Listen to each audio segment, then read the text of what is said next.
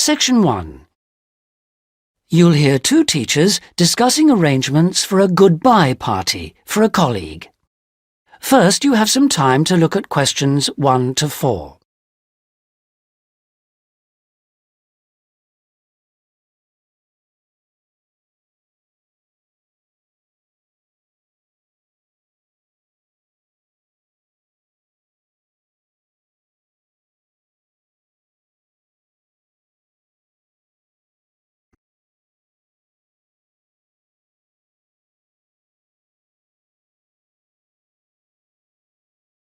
Listen carefully and answer questions 1 to 4.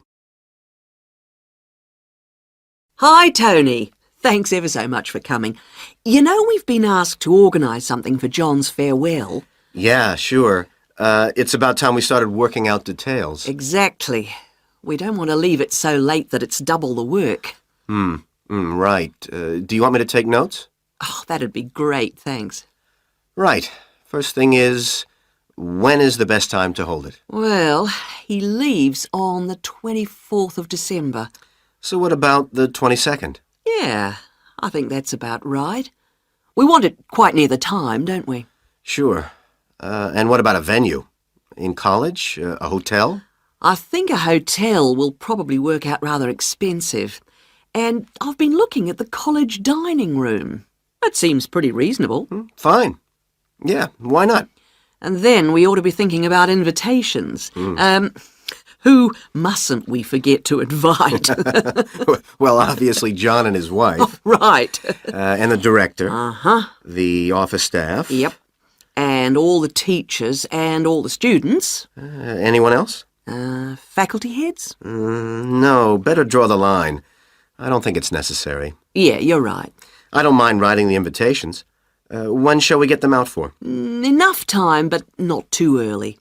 What about the 15th of December? Well, there are exams on the 16th. Better avoid them. 10th? Yeah, that should do it. Before you hear the rest of the conversation, you have some time to look at questions 5 to 10.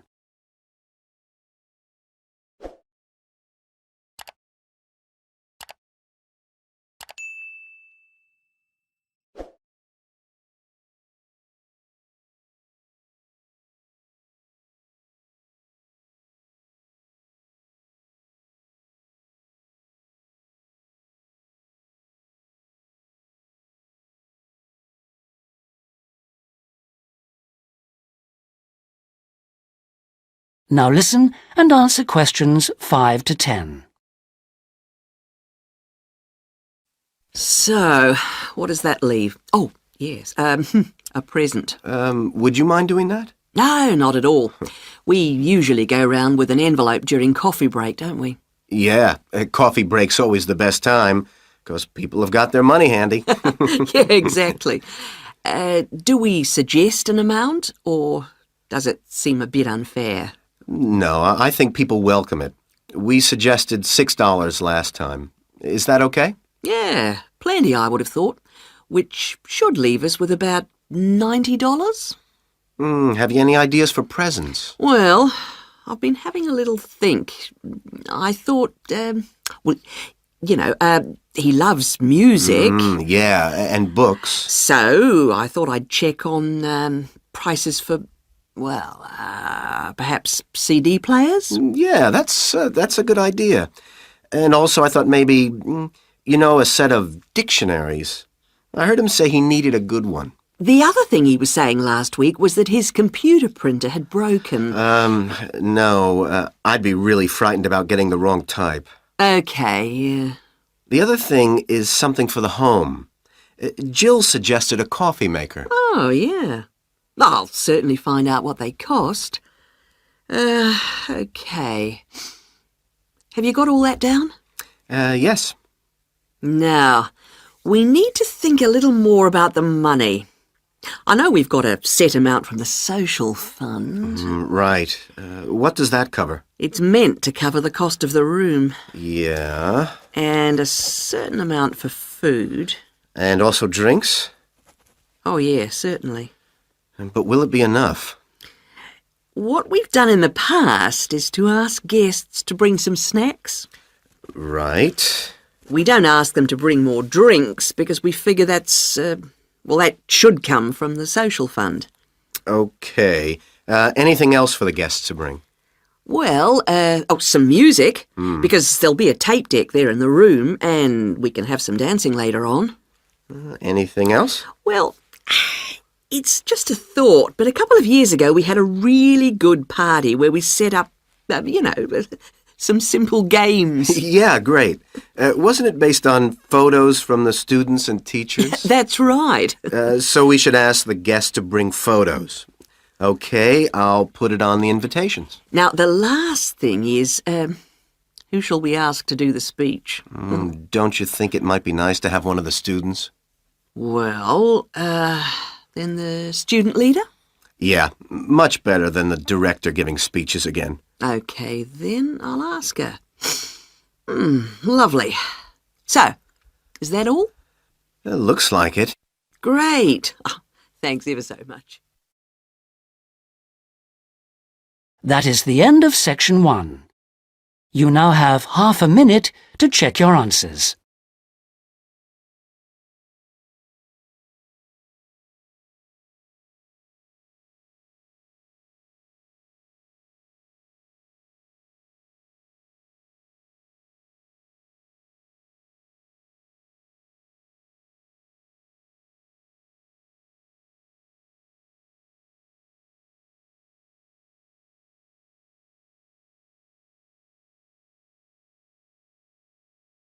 Now turn to section 2. Section 2.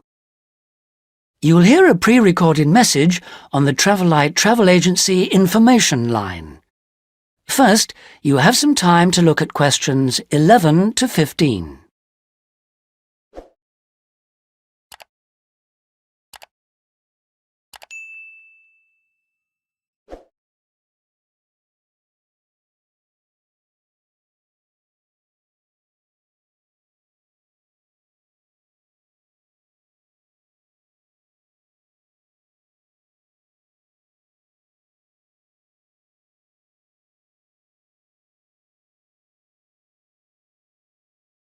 Now listen carefully and answer questions 11 to 15.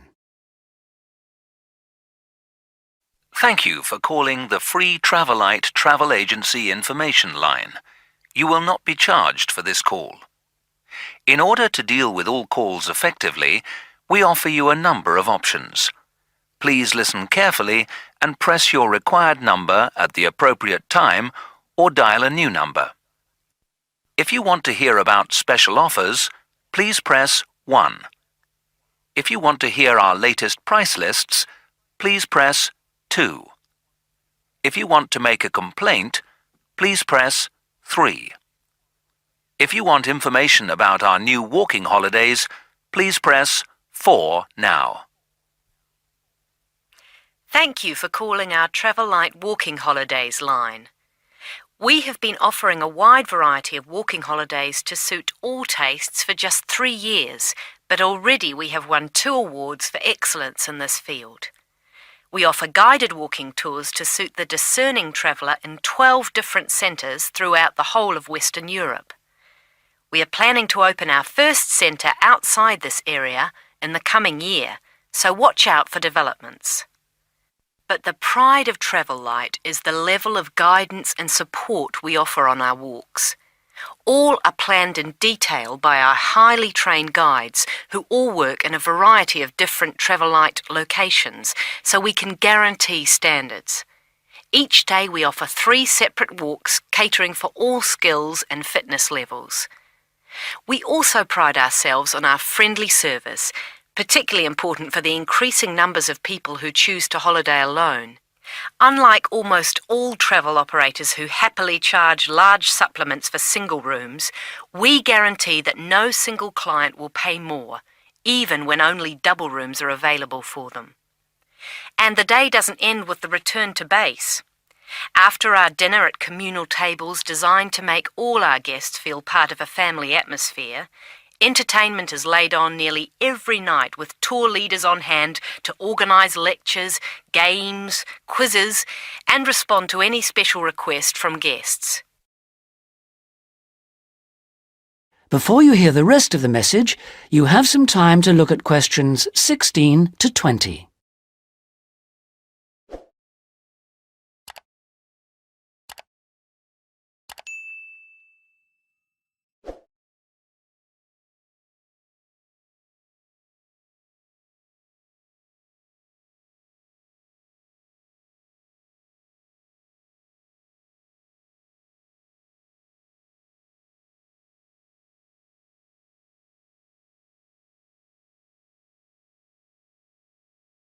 Now listen and answer questions 16 to 20. The following is a summary of costs and special inclusive offers on holidays for the coming summer. We have 3 lengths of holiday: 3-day, 7-day and 14-day. The 3-day holiday costs $180 for all accommodation, food and walking, and for the first time this year, we are including in that price the cost of picking you up from the nearest station. The 7-day holiday costs $350 per person and, as well as including the offers of the 3-day holiday, also includes a magnificent book giving the local history. On top of that, we are able to include free maps for you to better enjoy the walking and even plan in advance if you wish. For the 14-day holiday, our special price is $690 per person, and that includes all the offers for the 3- and 7-day holidays, plus membership of a local walking club, so you can better enjoy the full flavour of the local life. For further information, please contact your local travel agent. Thank you for calling the Travel Light Travel Agency Information Line. That is the end of section 2. You now have half a minute to check your answers.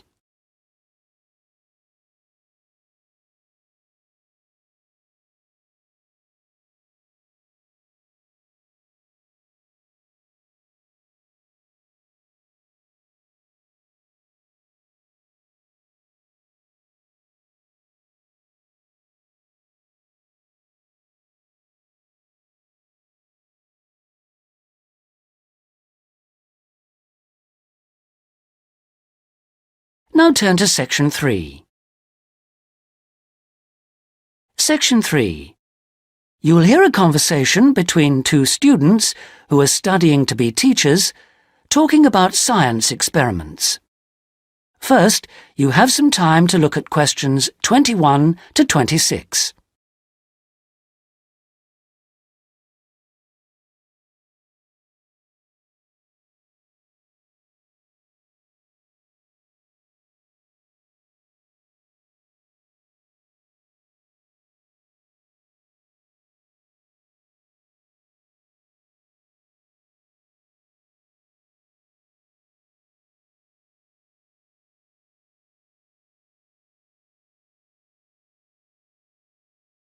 Now listen carefully and answer questions 21 to 26.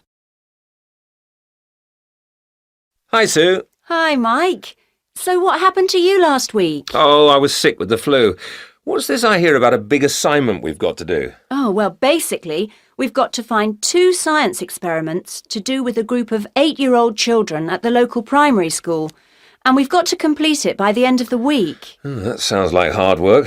Where are we supposed to get the ideas for these experiments from? Well, I managed to get hold of 2 books from the library. Oh, well done. How about if we take a look at the experiments in this book first and see if anything looks suitable? I can make notes as we go about equipment and the purpose of the experiments. OK, let's see. The first experiment is called Make Your Own Hovercraft, which sounds very ambitious. Mind you, you only need 20 balloons and a table. You don't need any special engines or anything like that. What do you do with it all? You blow up the balloons and you balance the table on them. Upside down, of course, and the kids get to ride around on it. You know, the other kids sort of push them around the room. The main purpose is to show how hovercrafts work and how things hover around on just a cushion of air. OK, that doesn't sound too bad. OK, ready for number 2? Mm-hmm. Now, this one is called Unusual Measures of Lengths, and you basically use lots of paper clips. The kids go around the class measuring things, you know, how long the desk is and that sort of thing. And then they all compare their answers. And basically, because not all paper clips are the same length, they should come up with some strange answers. It's supposed to demonstrate the importance of having fixed units of measurement. Yeah, that's not bad. OK, now for number 3, you need rock salt or copper sulfate. Oh, I'm not sure about that. Well, just put down the rock salt then. Apart from that, you only need a jar of water. And basically you dissolve lots of salt into the water and watch the crystals form. So it basically teaches the kids about growing crystals. Yeah, I suppose it would be nice to grow something. Let's move on and have a look at number 4. OK, this one is called Spinning Colour Wheel. It looks like you get some cardboard and draw a circle on it, divide it into 6 equal segments and colour each one in using different colours, then you thread a piece of string through the middle. So we'd need some string as well. Yes, sorry, and you spin the wheel around, and if you can get it spinning fast enough, hopefully the colours all merge and show up as white. Oh, I didn't know that. What's the principle behind it? Well, it's pretty elementary physics, really. It teaches them about how white light or ordinary light is made up. Well, that doesn't sound too bad. Now, there's only one more left in this book, isn't there? What does that one say? Well, it's another one where they'd get to make something. Sounds very interesting. You need quite a lot of equipment, actually. A hand drill, an old record, a pin or needle, some paper and a bolt. Go on. What do they have to do? Well, they basically make a record player. The main idea is to teach them about recording sound, but hopefully they'd also see that you need motion and an amplifier to make the sound heard. OK, well, it does sound interesting. Shall we go through all of those again and decide if any of them are going to be suitable? Before you hear the rest of the conversation, you have some time to look at questions 27 to 30.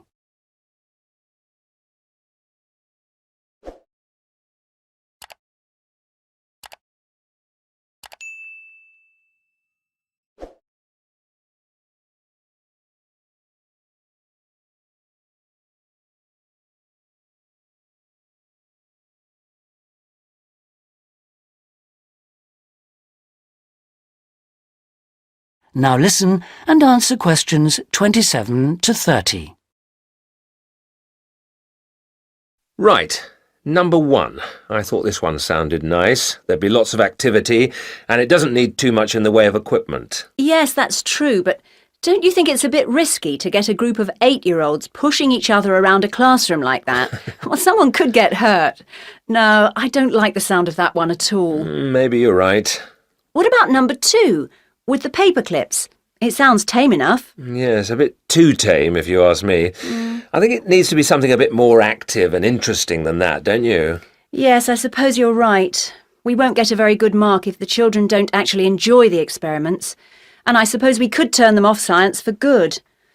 Well, what about the next one, number 3? Now, I quite like the idea of this one. Yes, so do I. But I seem to remember when we did it at high school, we had to wait up to a fortnight before we saw any halfway decent results. Oh, yes. Well, that won't be any good then. We'll only see the kids for 1 or 2 hours at the most. Yes, and we have to do the experiments and write up our results within a week. So that one won't do at all. OK. Well, what did you think of number 4?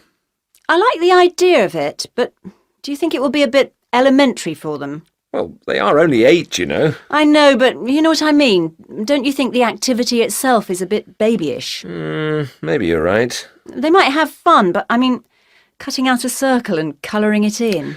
OK. Well, what about number 5? I thought this one sounded a bit too good to be true. Great equipment. Yeah. But don't you think it's a bit ambitious for this age group? I mean, I don't want to start off something and then have to abandon it if they just can't cope with it. I could see us ending up doing just about all of the work for them. I guess you're right. Oh well, maybe we could store that idea away for later. Yep. Let's hope this second book has something better. That is the end of section 3. You now have half a minute to check your answers.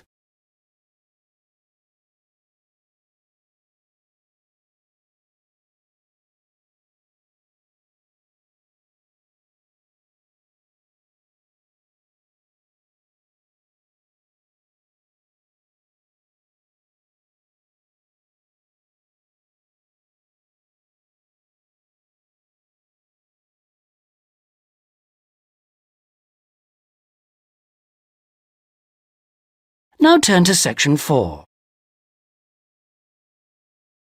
Section 4.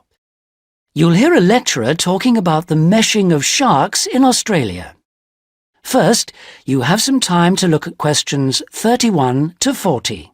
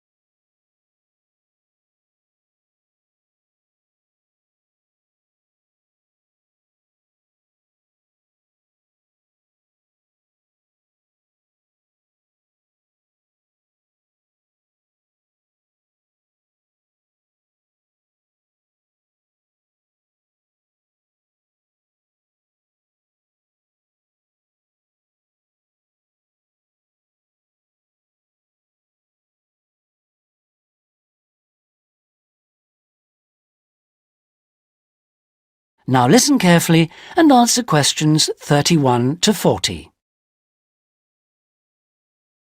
Today we're going to look at one of my favourite fish, the shark. As you know, sharks have a reputation for being very dangerous creatures, capable of injuring or killing humans. And I'd like to talk about sharks in Australia. Sharks are rather large fish, often growing to over 10 metres, and the longest sharks caught in Australia have reached 16 metres. Sharks vary in weight with size and breed, of course, but the heaviest shark caught in Australia was a white pointer. That weighed 795 kilograms. Quite a size. Sharks have a different structure to most fish. Instead of a skeleton made of bone, they have a tough, elastic skeleton of cartilage. Unlike bone, this firm, pliable material is rather like your nose and allows the shark to bend easily as it swims. The shark's skin isn't covered with scales like other fish. Instead, the skin's covered with barbs, giving it a rough texture like sandpaper. As you know, sharks are very quick swimmers. This is made possible by their fins, one set at the side and another set underneath the body, and the tail also helps the shark move forward quickly. Unlike other fish, sharks have to keep swimming if they want to stay at a particular depth, and they rarely swim at the surface. Mostly they swim at the bottom of the ocean, scavenging and picking up food that's lying on the ocean floor. While most other animals, including fish, hunt their prey by means of their eyesight, sharks hunt essentially by smell. They have a very acute sense of smell and can sense the presence of food long before they can see it.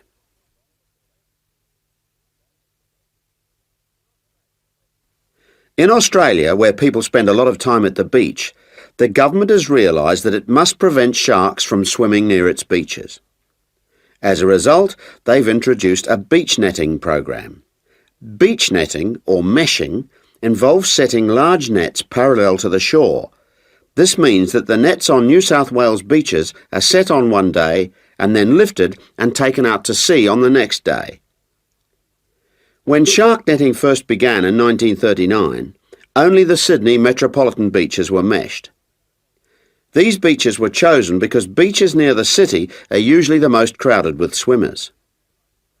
10 years later, in 1949, systematic meshing was extended to include the beaches to the south of Sydney. As a result of the general success of the program in Sydney, shark meshing was introduced to the state of Queensland around 1970. The New Zealand authorities also looked at it, but considered meshing uneconomical, as did Tahiti in the Pacific. At around the same time, South Africa introduced meshing to some of its most popular swimming beaches. When meshing began, approximately 1,500 sharks were caught in the first year. However, this declined in the years that followed, and since that time the average annual catch has been only about 150 a year. The majority of sharks are caught during the warmest months, from November to February, when sharks are most active, and when both the air and the ocean are at their maximum temperature. Despite quite large catches, some people believe that shark meshing is not the best way to catch sharks. It's not that they think sharks are afraid of nets or because they eat holes in them, because neither of these is true. But meshing does appear to be less effective than some other methods, especially when there are big seas with high rolling waves and strong currents, and anything that lets the sand move. The sand that's holding the nets down. When this moves, the nets will also become less effective. That is the end of section 4. You now have half a minute to check your answers.